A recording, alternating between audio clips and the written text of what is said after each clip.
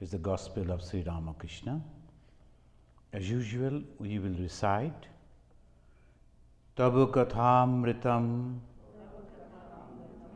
Tapta Jivanam Kavibhiriritam Kalmashapaham Sravana Mangalam Srimadatam Bhuvi Grinanti E Bhuridajanaha. Last class we were discussing, as they were asking questions from Sri Ramakrishna is answering. Now there's a discussion about the incarnation, and this one Mr. Kedar, and he understood Sri Ramakrishna that he is an incarnation of God. This is very rare. The incarnation of God is very, very difficult to understand. Only very high soul, even though he was a householder, he understood Sri Ramakrishna, and we discussed that. In the Bhagavad Gita also, the same way it says, it is difficult to understand me. And afterwards, we find here that, sir, I have a question. That question is very interesting. Sir, I have a question to ask. Is it good to sacrifice animals before the deity? It certainly involves killing. He is asking that question, and Sri Ramakrishna, before also he replied that different type of temperamental, different type of attitude, that has been taken care in the Hindu religion. And that is the reason some people are there who always think about eating meat and other things. For them, sacrifice is all right. And that also in a prescribed way. Then Sri Ramakrishna, he is telling, answering, Shastra prescribes sacrifice on special occasions. Now people, they go for hunting just for the fun of it. That is not in the Shastra, in our scripture, they are not giving the permission to that. But sometimes, some places, when it is necessary, I have seen in the places like almost like Tibet, that I went to Nepal, I saw nothing is available. You cannot think of any vegetable, is impossible. So what they will do? They dry the meat and keep for eating. Most of them only eating those things. And if we complain, oh, these people are very bad, what they will eat? How they will survive? We have to understand. So different type of, for those people, and then some people, they like it. And that also they say, offer this thing to God and then take the prasad. So in one word, Sri Ramakrishna is not very much interested to describe or to discuss on this particular topic, and he says Shastra prescribes. And Shastra means the Aptavakya. Apta means the realized souls. And the realization, not only the God, realization also the understanding of the minds of people, how they think, how they behave. Different type of approaches are there. Some people, they don't like, for them no compulsion that you must have to do nothing. Some people, they like, okay, with a limited way you must take. Then Sri Ramakrishna, he is now discussing as a different, in a certain state of mind, Sri Ramakrishna is describing about himself, in a certain state of mind, I see God in all beings. Look at it. In certain state of mind, I see God in all beings. Even in an ant. At that time, if I see a living being die, Look at it. He is taking the whole discussion in a totally different way. And he is giving the description of a mind, so which is thinking in a very excellent way. And what is that? Seeing Brahman, seeing Atman, seeing God in everything. In a certain state of mind, not that all the time, I see God in all beings, even in an ant. At that time, if I see a living being die, I find consolation in the thought that it is the death of the body, the soul being beyond life and death.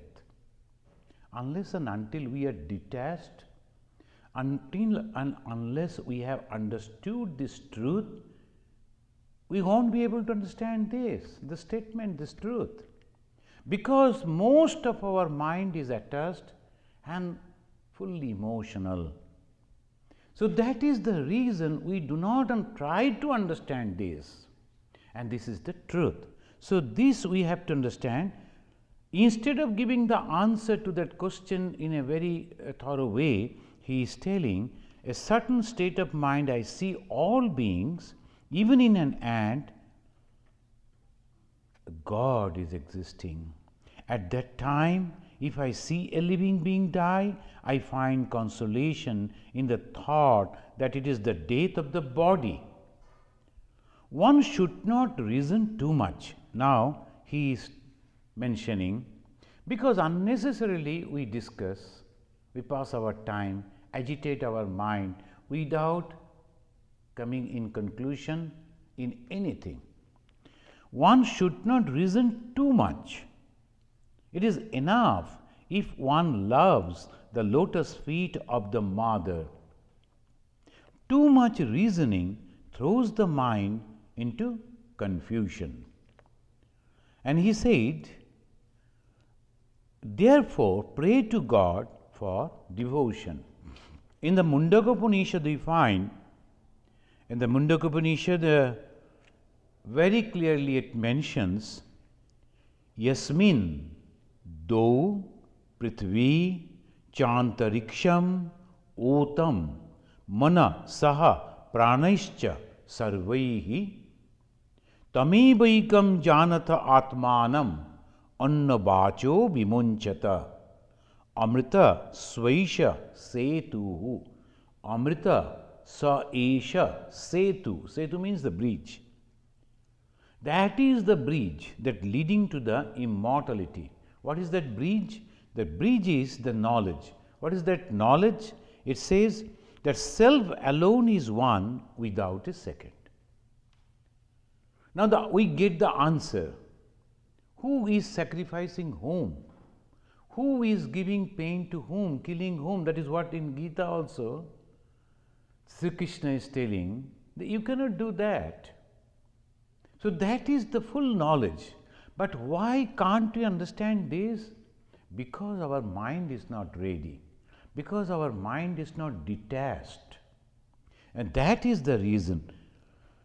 Know that self alone is that one without a second, on which are strung heaven, earth, interspace, mind, and the vital forces, together all the other organs. It begins with the do. Do means the heaven. Then the prithvi, the earth. Antariksha, the interspace. Otam, it is attached with it. It is all fixed on that. On what? That Atman. That is alone. And give up all other talks. Sri Ramakrishna told that one should not reason too much. Most of the time we will be having the deliberation. So many places. It's of course good, but at the same time we have to understand how far we should do that. All people are meeting together and discussing about the religion and what that we have to come together, etc. And when we come out inside the room, it is very good. We are all friendly. We are talking about the love and respect for each other. The moment we come out, again we forget. And again, we think, though that was necessary for that time, we have said, but my religion, my path, my decision is perfect. Others are wrong. But that is the reason, long back in the Upanishadic days, it says very clearly, Annabacha bimunchata. Give up all other talks, because this is the bridge to immortality. Amrita Svaisha Setuhu. Setu, that bridge. Amrita means immortality. So what effort? And not only effort, you have to get the result, the realization. So Sri Ramakrishna is very much eager to impress people, inspire people, so that in this life you realize the truth. And we find that afterwards he says again and again, behind Dhruva's devotion, there was desire. How the description as a discrimination, behind Dhruva's devotion there was desire. He practiced austerities to gain his father's kingdom. And the two examples he is giving, classical example, Dhruva and Prahlada. Now one, Dhruva, he is also praying to God, concentrating, practicing the austerity. Austerity means, we always talk about austerity. Austerity means withdrawing the mind and other senses from the external object and put that at the feet of God, or concentrate that on my object of meditation. That is called austerity. So this austerity he was practicing for what? Concentration he was developing for what? For the gain of his father's kingdom. We know the story of Dhruva. But the Prahlada, the son of Hiranyakashipu, his father was a demon, but still the son was so good. The Prahlada's love for God was motiveless, a love that sought no return. So there are two loves, two prayer, two practices, attitude different. This attitude is the main. Behind Dhruva's devotion there was desire, but Prahlada's love for God was motiveless. A devotee, how can one realize God? Again the same question is coming, and in the pages of the Gospel of Sri Ramakrishna, this question will be repeatedly asked. Because all of us, we are actually confused about God. What is God? How to realize God? What happens after realization? What gains I am going to get after realization? So all this, then Sri Ramakrishna, he is giving very simple but straight way the reply. That kind of love, that kind means the Prahlada. The Prahlada's kind of love, that kind of love, but one must force, one demand on God. This is the speciality of Sri Ramakrishna. All the time, in every place, all the spiritual teachers, they are all the time giving us that advice that you must be very, very careful about God.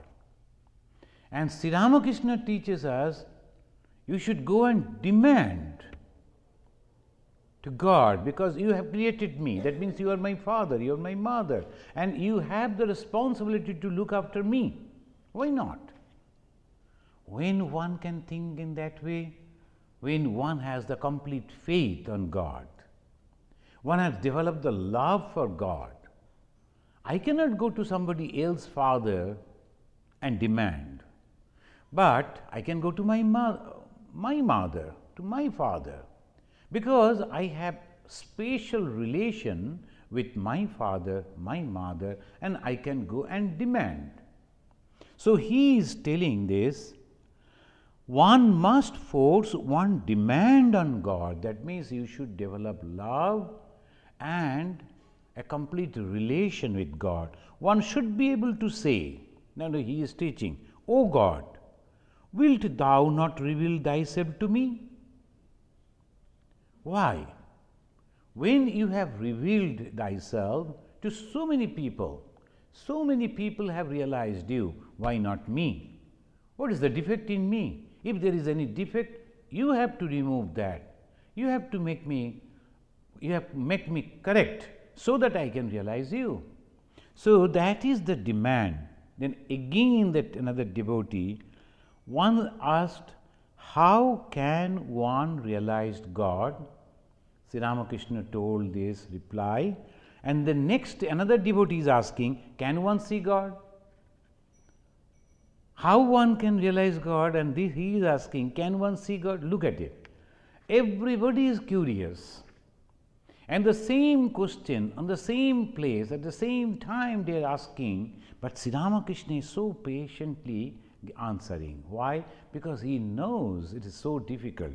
He says, yes, surely. The Master Mahashaya in the book, he mentioned it in italics. The surely, that means in bold, that means giving the emphasis on that.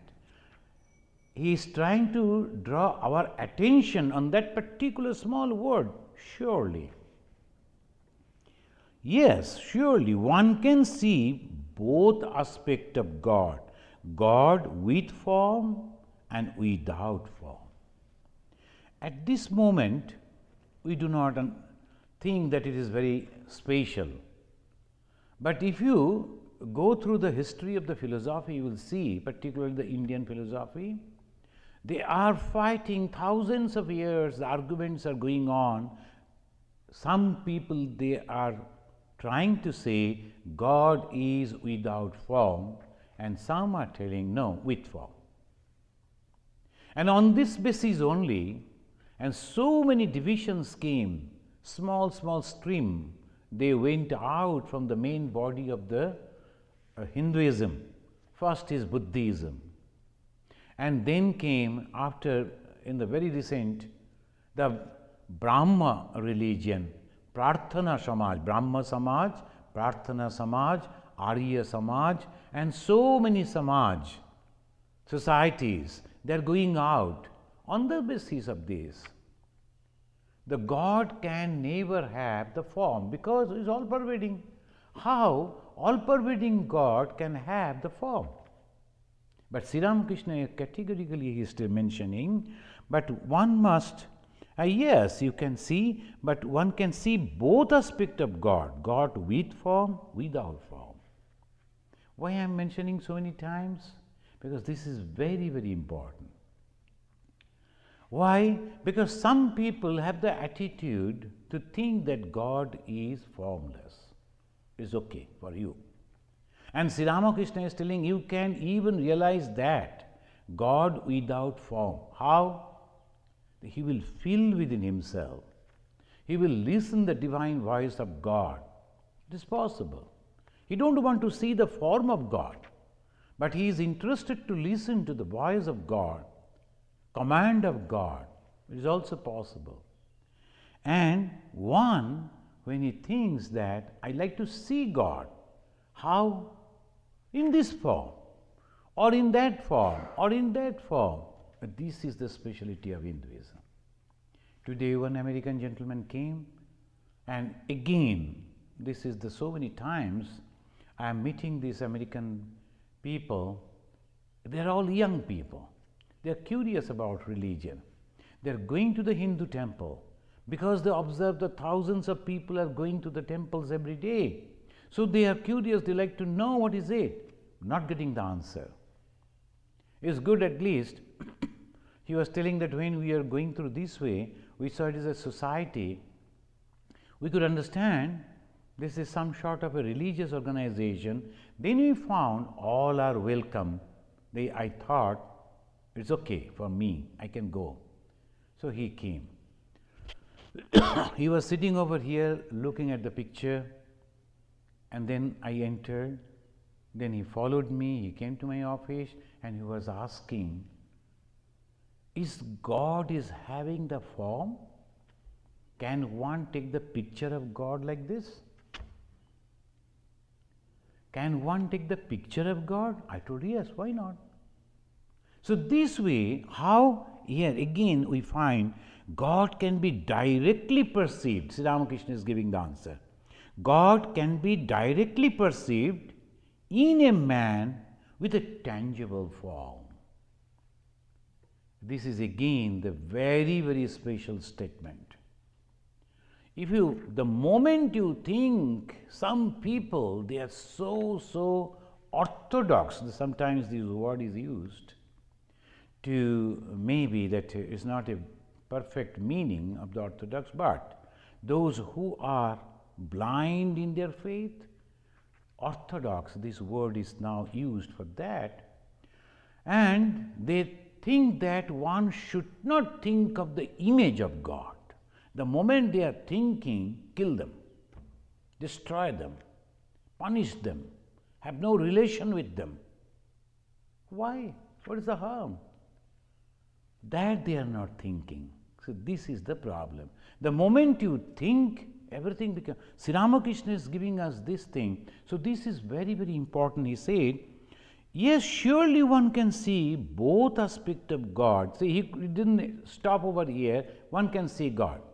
He understood all these people because mostly they are Brahma Samajis. So he is giving this idea, God with form and without form. One can see God with form and the embodiment of spirit. Again, God can be directly perceived as seeing God himself. Incarnation. God can be directly perceived in a man with a tangible form. Seeing an incarnation of God is the same as seeing himself. We can remember the same word that Jesus is telling, he who has seen me has seen the Father. See that there is no difference. That's why Sri Ramakrishna is telling roads are different, paths are different, approaches are different. But when you reach to the summit, on the top, experience same. So just to make him understand, I was telling you, see, a person who is approaching the Himalaya, the top of that mountain, through Nepal, is a different path. Another from the China, another from India. So the same top they are trying to reach through different path, and sometimes it is difficult, sometimes it is all right. No. But when they reach on the top of that mountain, what they see? Same thing. What is their experience? Same experience. So similarly, when we are reaching, that is the uniqueness of Sri Ramakrishna. And that's why in this modern age, he is the only person who is constantly talking about the combination and no differences, always combined. We will find out afterwards how he is behaving when his people are talking about in a different way. He who has seen me has seen the Father. And Sri Ramakrishna said, seeing an incarnation of God is the same as seeing God himself. God is born on earth as man in every age. Now, age means at different time. And some people are very, very interested because they have read, Sri Ramakrishna mentioned, after 100 years, I will come again. And that was asked to many of the Swamis also, and they said, why the God is coming? To give us some advices so that we prepare our life and then move in that direction. Now, recently Sri Ramakrishna came, he passed away only in 1886. Now, only this, not even 200 years. And he has given us so many things to understand and to follow and to prepare our life accordingly. Why not do that? Why searching for another person and he will be talking in a different fashion, different way, and that is his job, that he will do. Our duty is to understand at least one and then accordingly make our life and reach to the goal. So that is what Sri Ramakrishna is mentioning, and we find that in different places it is supported. Gavang sarvangajam shiram. The cow is having that milk all over her body. Gavang sarvangajam shiram. Shiram means the milk. Sravet stanamukhat yatha. But the milk is coming out only from the udder. Tatha sarvagato deva. Like that, all our devotion to different gods and goddesses, they are present. Pratimadishu rajate. But when we see an image, it's become very easy for us to concentrate. So similarly, as the milk is coming from that udder, similarly, from that image of God, we can get. Otherwise, it is impossible. Sometimes, some people, very ordinary people, they can realize. And we have seen in the life of Jesus Christ also, the ordinary ladies, they realized God. They understood Jesus is not an ordinary person. They understood the divinity in that person. Whereas many other people, particularly those in the name of religion, they were shouting and they were claiming that they are religious people. They couldn't understand, they couldn't see because of the ego that blurred their vision. They could not see the truth. So, this is in the Sri Ramakrishna's life we find Chinu Sakari. Sakari means a person who is a very, very ordinary job that he is doing, and his name was Chinu. When he was, Sri Ramakrishna was a small little boy, his name was Gadadhar. This person of that village, he recognized him. He took him to a place and said, did puja and said, you are God, I know. But when people will understand it, that time I won't be here. I will, because he was an aged person. But remember, I recognized you over here before anyone could do. Sri Ramakrishna blessed him. So these are the things, not that all the time so-called holy people will only see God. No. It's even the ordinary people with a very pure heart, they can do that. Sri Ramakrishna about the Janma Karma Chame Divyam Yomam Vetti Tattata. Sri Krishna in the Bhagavad Gita said, Janma and Karma, it is Divya, it is divine. Why I am born and why I am working, it is all divine. He who can understand me correctly, he is blessed. So unless and until our mind is in that level, we won't be able to understand. Once, sometime a physicist, he will be explaining some of his points. Those who are not having any basic knowledge of science won't be able to understand anything what he is telling. So similarly, one cannot understand a religious man unless and until he is or she is having basic thing. What is that basic thing? Purity in heart. The purity in heart means unselfishness. The moment there is no selfishness, there is no ego. And when there is no ego, mind is clean, mind is open, mind can get the reflection of God and can understand. And here one, the British historian, Mr. Digby of the 19th century, he is telling that two persons, he is just mentioning about the Browning, the poet, and John Ruskin, the philosopher. When he is comparing with these two with Sri Ramakrishna, who was totally uneducated, so to say.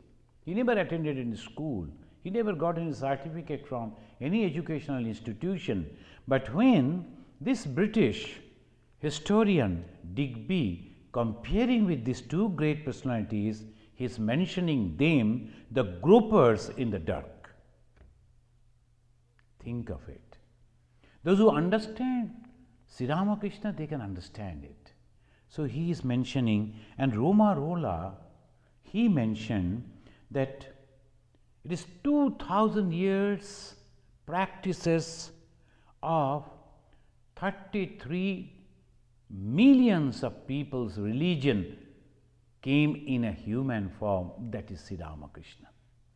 So this Sri Ramakrishna, he is talking with the devotees, and that particular day, March 11, 1883, it was his birthday. He was not very much interested of the body, but this particular day, he was trying to impress people, devotees, that in a different way, indirectly, he was disclosing that he is divine. It was Sri Ramakrishna's birthday. Many of his disciples and devotees wanted to celebrate the happy occasion at Dakshineshwar temple garden. Sri Ramakrishna saw all of them and then said, "I am glad you have come." See, when the gods, because God is constantly sending the message, you come and come, because God is the only truth. But again, the same God, he has kept so many hurdles to reach him. And there are so many hurdles, the name, fame, this attraction, that attraction.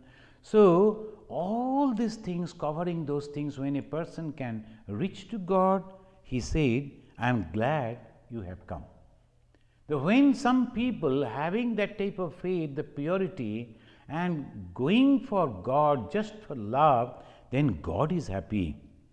One cannot be spiritual, Sri Ramakrishna is mentioning, as long as one has shame, hatred, or fear.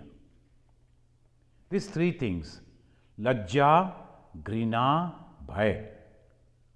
Shame, hatred, and fear. Fear means bhaya. So, lajja, grina, bhaya, these three things when one is having, what is that? Whenever there is God's name, one must go over there to listen, to hear, to enjoy, to imbibe. Oh no, those people, they are not known to me, they have not invited me, why should I come? No, you cannot realize God. So that lajja, or I don't like those people, grina, or what people will talk about me. You know, some of the ladies, they were telling, Swamiji, if I like to go, but my friends, they always talk, unless and until you are aged, you should not go to religious places. So think of it. The one boy used to come to us as a young boy. He was in the college, in the Advaita Ashram. Certainly he was not coming. So what happened? Then when I asked him, for a long time you are not coming, I met him somewhere on the street. He said, my friends, they are cutting jokes, making fun of me, so I am not feeling good to come to you. But secretly I will come. When I come, I don't come. Because unless and until you have the confidence that you are going to a good place, when the people are doing bad things, they are not ashamed of themselves. And when you are doing good things, you are going to a good place, you are ashamed, you need not to come. When you understand, when you feel, then you are welcome. So these are the things. I am convinced that these are the very good things that they are doing. Why should I? The lajja, grina, bhaya, the shame, hatred, and fear. Then Sri Ramakrishna is listening to a song. He was asking some devotees to sing songs. He was Sri Ramakrishna was a fond, a lover of music. So he himself used to sing, and he used to ask the devotees also to sing.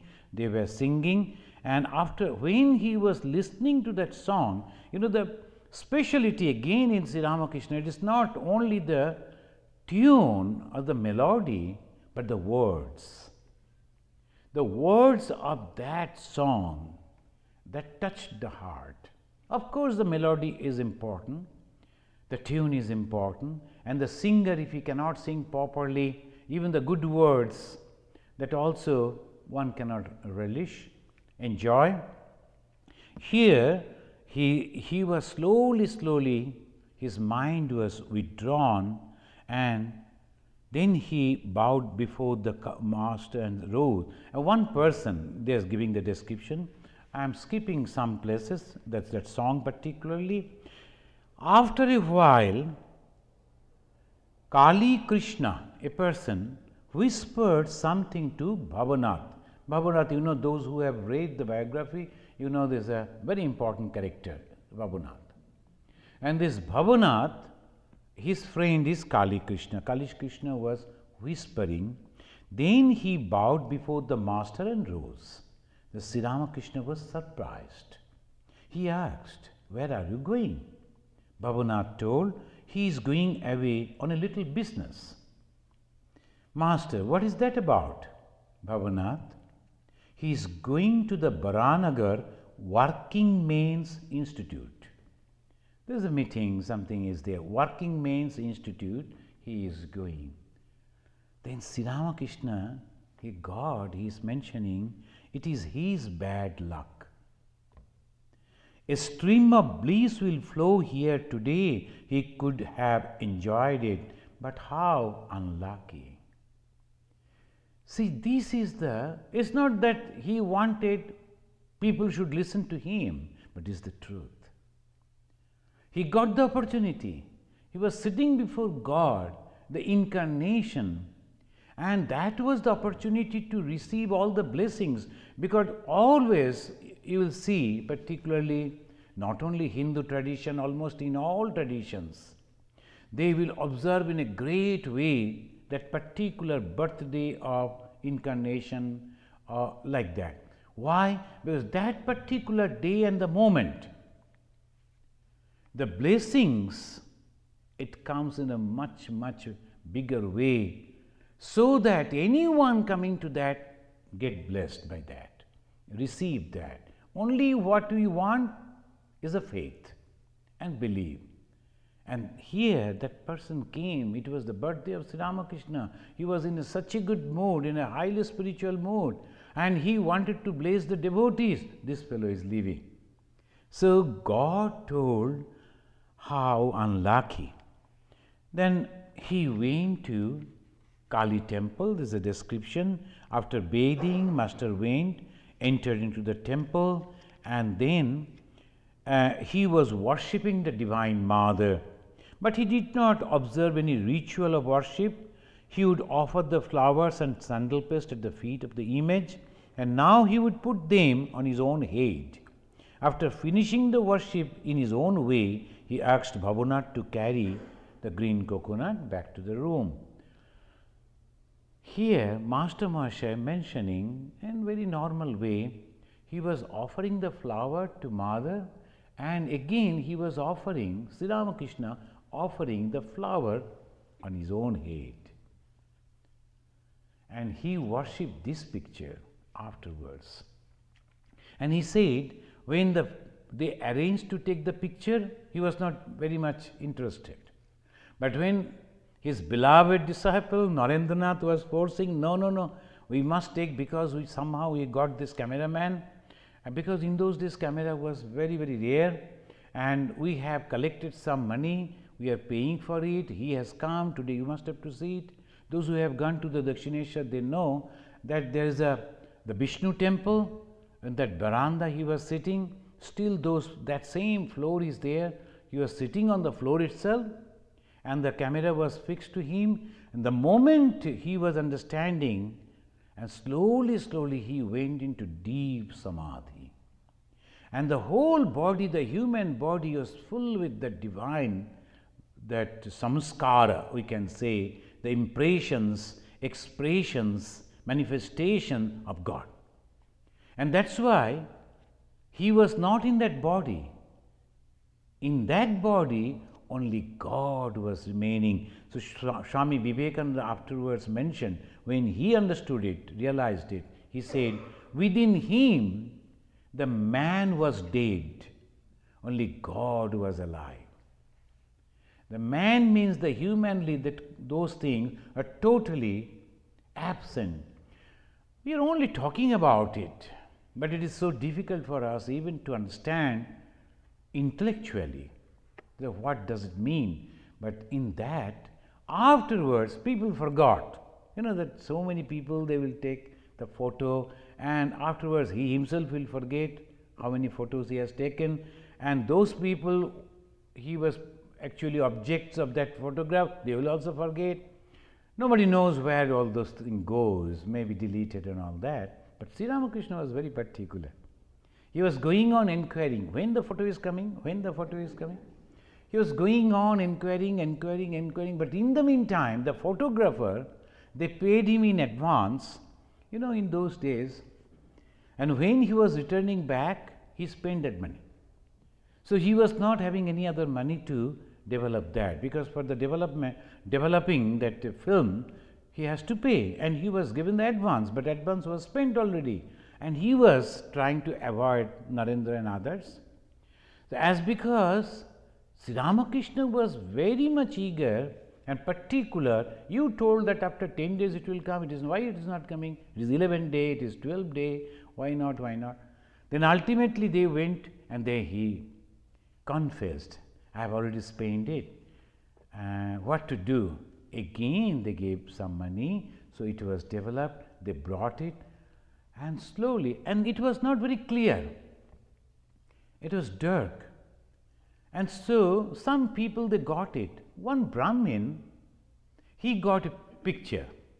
He was not very much connected with Sri Ramakrishna, but somehow he got the picture, he used to keep with him. And one day he was leaving Dakshineshwar, so why to carry Sri Ramakrishna's picture? So he was thinking whom to give and how to keep this picture. Mother, Ma Sharadamani Devi, came to know about it and sent message, you can give the picture to me. And he gave. Sri Ramakrishna was not knowing about all this. Then Mother kept it by the side of all other gods and goddesses, Durga, Shiva, and she kept Sri Ramakrishna's picture also over there, but she was not worshipping. Because the husband, a living person, you are not supposed to put flower and a girl and like in a picture when the person is leaving.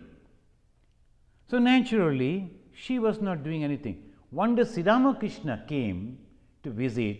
It was his habit to see how people are living. They must be neat and clean, always ready for the spiritual practices. So he came to visit that quarter Mother used to stay. That's called Nahobat. When he entered, he saw his own picture. Then he told, oh, you have kept my picture also with your gods and goddesses. Then he himself took some flowers and did the worship. And afterwards, they composed a wonderful song. You have worshipped your own image. Aponi korile aponar puja. You yourself has worshipped, because people won't understand the God, the ultimate of the whole thing, but in a human form. So he did that worship and told Mother. One day, Mother was wondering, of course, and then he declared, one day this picture will be worshipped in millions houses. And he said, this is a very high position of the manifestation of God. Afterwards, Ma Sharadamani Devi, she told, if one looks at this photo, that is sufficient for meditation. When you are constantly looking at it, that is sufficient for meditation. See, so easy it has become. Mother told in one place, nowadays Sri Ramakrishna has made it so easy to realize God. Previously, people used to do a lot of austerities. Now, only have little faith, and the door will be open. It is not closed, it is not locked, it is only ajar. Only give a little push, door will be opened. It's not locked. And what is that? A little faith. Faith on what? In the words of Sri Ramakrishna, in the words of Ma Sharadamani Devi. And what is that? This is the highest form of the manifestation of God. Some people, they have the habit, particularly the Indians, their habit of making the image, stone image, this image, that image. I don't like that personally. In the Belur Math, of course, that image, because they will be offering the food, but that image was made by Raja Maharaj. And when that sculpturist was making, he was waiting and observing everything, every details. No, it is not like this. You have to make it. And then when he completed, you know how difficult it is. Then they found there is a little break or some black mark in that stone. It was rejected. Then afterwards, because that person has already made it, where to put it? So it was taken to Kashi. If you go to our Benares, the ashrama, you will find that image. But Belur Math image was made under the watchful eye of our Brahmananda Ji Maharaj. He used to meditate on, and then he used to rectify, correct, and then this has come. It's so lively. Not all can do that. Not every time it can be. So why not keep the photo? So always I prefer to keep the photo and photo everywhere, because I am carrying my God with me. With a faith, with a belief only, and nothing else. And Sri Ramakrishna was mentioning, and then after coming back, that was his birthday, but he was taking care of the devotees. Have you taken food? Will you eat something now? He was asking a young man. Then he said that one person he was discussing, and he was telling he is a Vedanta. That time he was practicing Vedanta. He said about the Om. With Kedar he was discussing this eternal word. The Anahata Shabda is ever present both within and without. Omkara, that's true. That man, without realizing anything, just intellectually, he was talking. Sri Ramakrishna didn't like it. So all the time, he was very, very sincere that you must have the realization. Only talking, only gazing, imagining, won't do. So his always stress was on this. And when the person said, this eternal word, what is that? Omkara. The Anahata Shabda, it is not actually any Shabda, any sound, it needs two things. But Omkara, it is not having any other thing to make a sound. So it's called Anahata. It's not hit by anything. So Anahata, and ever present both within and without. Is correct. But Sri Ramakrishna is rectifying. What is not enough? He is telling. Only Omkara, Anahata. He said, word is not enough. There must be something indicated by the word. There must be something indicated by the word. You are only talking about the word, but word is not enough. Omkara, what does it mean? There is behind the Omkara, there is a meaning, indication. What is that indication? So whenever I go to any Hindu temple, I always try to speak about the symbolism of Hinduism. They are very good people, very devoted.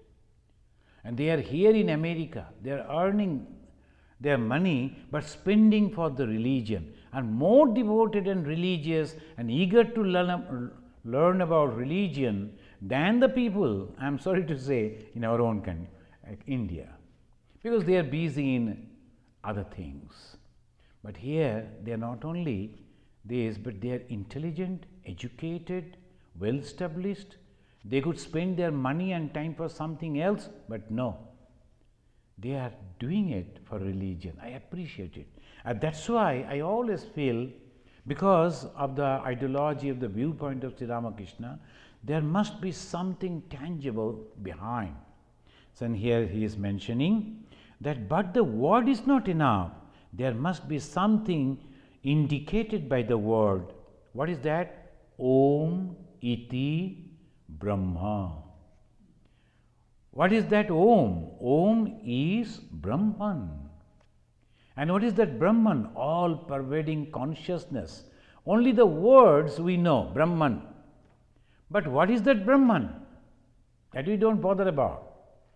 All pervading consciousness. If you go to any people in the philosophical schools, they will recite from the Isha Upanishad, Ishavashyam idam sarvam. The last time when I was going to Connecticut, I was late. But even then, sometimes the God helps. I found that one gentleman, he called me. He was checking to, that's called, the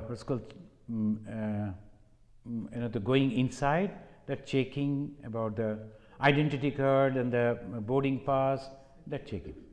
He called me, he said, he could read my name. It's so difficult, even the Indians also cannot. That American, he read Swami Ishatmananda. Is it a Nepali word or Sanskrit word? Because Nepal is now in the year. So he asked, is it a Nepali word or Sanskrit word? I told it Sanskrit. Oh, then you are a reverend, you are a minister? I told yes. So then I am monk. Oh, monk. Omkara, he said. He folded his hand and told Omkara. I was wondering, how could you know it? Then he was showing, I know it. So, and of course, there is no much time. The people came in the behind the queue. So he said, Omkara, I told Omkara. But the word, what is the behind? Brahman. What is that Brahman? All pervading consciousness. The moment you say that it is all pervading consciousness, you cannot hate anyone. You cannot criticize anyone. You cannot hurt anyone. That is the thing. Simply Brahman means all pervading, that won't do. So this is the speciality of Sri Ramakrishna. Then he was telling to Kedar, do you know? And he said, oh, don't you understand? When he said Om iti Brahma, then he to Kedar, because Kedar was a devotee. And he was telling, oh, don't you understand? He upholds the doctrine of the rishis of the olden times. Because rishis followed the path of jnana. Therefore, they sought to realize Brahman. Then Sri Ramakrishna is mentioning, they sought to realize Brahman, the indivisible existence, knowledge, bliss, absolute. Look at it. He never read any book, but he knew each and every word, and he knew when to use, how to use. Sat Chit Ananda Sarupa, that is Brahman. Sat, eternal. Chit, knowledge. Ananda, bliss. Eternal, absolute. But those who follow the path of devotion, again he is coming back to devotion, because he is understanding that these people, even if they talk about knowledge, because the Brahma, that society was there, Brahma society, they always used to talk about Brahman without any form and all these things, only they were talking. They are not realizing anything. So Sri Ramakrishna is interested to help people to understand things, whether through knowledge or through devotion doesn't matter. But at this stage, it is better for you to follow the path of devotion, bhakti. But those who follow the path of devotion seek an incarnation of God. He is giving the hint. Here is an incarnation of God just before you. If you have that knowledge, the faith, you get the benefit. Why unnecessarily you are knocking your head here and there, groping in darkness, when the God is ready in the human form just before you? But unfortunate, they could not understand it. To enjoy the sweetness of bhakti, ordinary people do not recognize the advent of an incarnation of God. He comes in secret. Only a few of his intimate disciples can recognize him. Then he giving the example. Rama was both Brahman absolute. When we chant the Ram Nam, the very first word that we utter, Shuddha Brahma Paratpara Ram. But do you understand the meaning of it? Shuddha, pure. What is that purity? Complete unselfishness. Brahma, all-pervading consciousness. And then Para Apara, he is everywhere, all-pervading. Shuddha Brahma Paratpara Ram. The Rama was both Brahman absolute and perfect incarnation of God in human form, but was known only to 12 rishis. Only 12 people could recognize. Other sages said to him, Ram, we know you as Dasharatha's son. And they were identifying Rama as the son of Dasharatha. They could not see Rama behind. He was accepted because he was a prince. And Dasharatha particularly, we think only Ayodhya. No. His kingdom was spread up to the Middle East and then down to Bengal. It's a huge kingdom, but their capital was Ayodhya. And in those days, not much of showing off. So they were just like ordinary people in a simple house they used to live. So that this Dasharatha's son, but Dasharatha was a very powerful king. People knew him. Can anyone comprehend Brahman? He is asking. It is very, very difficult. Friends, next again Tuesday we will discuss about this. Sri Ramakrishna is talking about the Brahman. Now today we conclude by offering our pranam to this holy personality, Bhagavan Sri Ramakrishna. Niranjanam Nityam Anantarupam Bhaktanukampa Dhrita Vigraham Vai Ishavataram Parameshamidyam Tam Ramakrishnam Shirasa Namamaha.